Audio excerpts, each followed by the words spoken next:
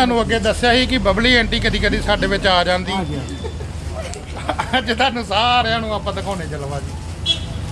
ਇਹ ਬਬਲੀ ਆਂਟੀ ਕਿੱਥੋਂ ਸ਼ੁਕਰ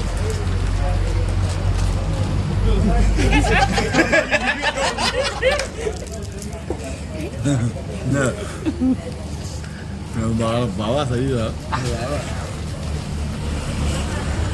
ਹਾਂਜੀ ਸੋਹਣਿਓ ਪੀ ਜਾਂਦੇ ਚਾਹ। रुको जरा सबर करो बोला धक्का मुक्की नहीं करने का आराम से लेने का हाँ ਹਾਂਜੀ ਪਾਪਾ ਜੀ ਉਹ ਬਸ ਡੈਡੀ ਹਾਂ ਕਹਾਂ ਕਰਦੇ ਆ ਨਹੀਂ ਹੋਰ ਨਿਕਲਿਆ ਮੈਨੂੰ ਡੈਡੀ ਕੀ ਜਾਂਦਾ ਡੈਡੀ ਦਾ ਫੋਨ ਆਇਆ ਵੇ ਵੀਰੂ ਆ ਗਿਆ ਡੈਡੀ ਆਇਆ अभी मजा आएगा ना भिड़ो।